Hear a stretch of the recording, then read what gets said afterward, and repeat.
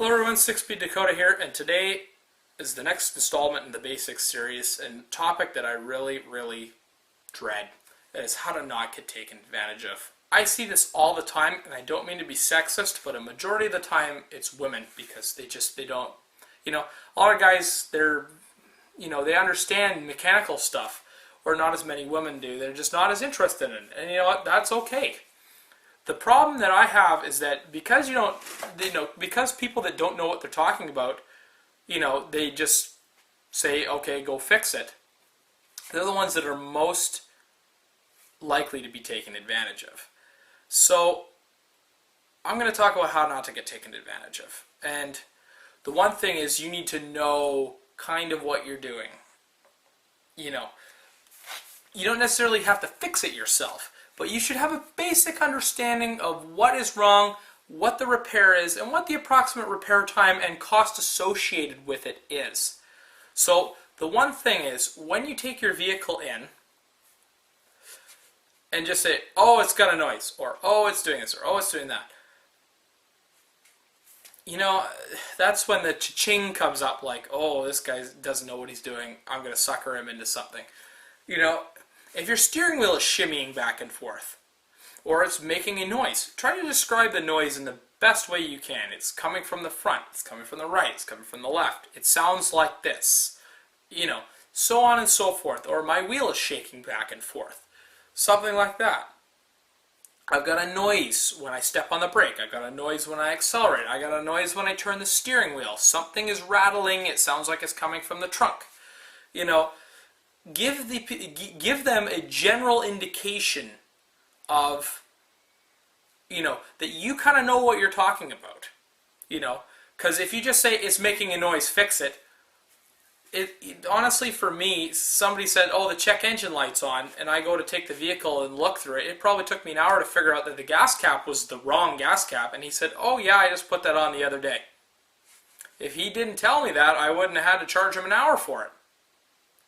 So, either way, try to give the technician or the service writer or whoever the most information you possibly can to make the diagnosis much more simple. This is not necessarily them taking advantage of you, but this is saving them time on diagnosis, which means that they can get to working on your vehicle faster and figuring out what the problem is.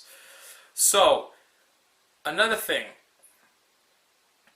if you take it in and you got some kind of noise or a shimmying through the steering wheel, and they start talking about something like you need an engine tune-up or some kind of ridiculous thing, obviously that should be an immediate red flag. That obviously an engine tune-up doesn't have anything to do with a shaking in the steering wheel. It usually doesn't.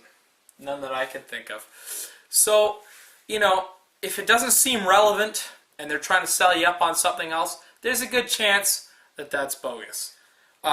Another thing is, when you take your vehicle and you're not sure what a problem is, you tell them, the shop, they need to call you and let you know what the problem is before they start doing any repairs, because you need to authorize them to do any kind of work to your vehicle. So if they're just going to go and figure out what's wrong and charge you the diagnosis, they're not going to. You don't give them the power to fix it and charge you a whole ton of money until you know exactly what it is. So when they come back to you and say, this is what the problem is, then you can ask, okay, well, what is the cost for labor? What is the cost for parts? And just try to break it down. And honestly, if you think you're being taken advantage of, take it to another shop that's close by, further away, what have you, just to get a second opinion. Call them up and say, okay, my vehicle is doing this. This shop says this. What would you charge me to do this job? That's one of the most simple things that you can do. It's get a second opinion, because if you take your vehicle to another shop and have them diagnose it and they say it's something completely different, well, then obviously you know that maybe you might be taken advantage of. If the price seems astronomical and somebody else gives you a quote that's quite a bit less, there's a pretty good chance that they're trying to yank your chain a little bit.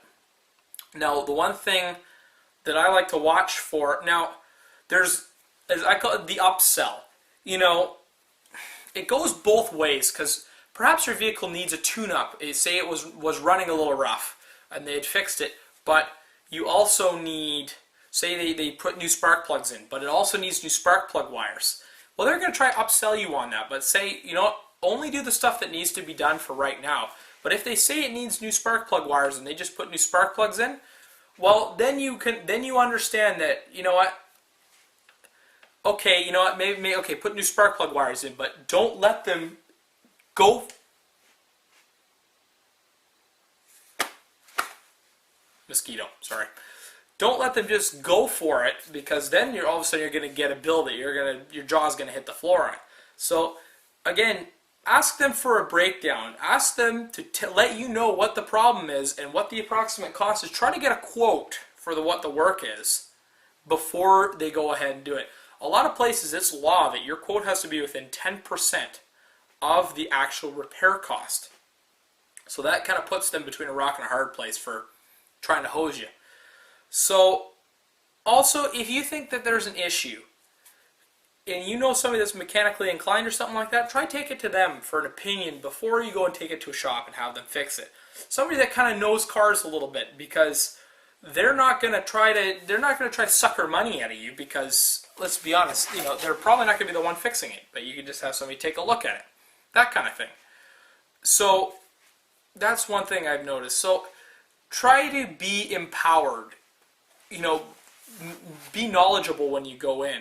And you know what? If you're uncomfortable, try taking a friend with you, you know, as you bring your vehicle into the shop. Somebody that kind of, again, has that know-how so that they can prevent you from being hosed. Okay? Now, the one thing is,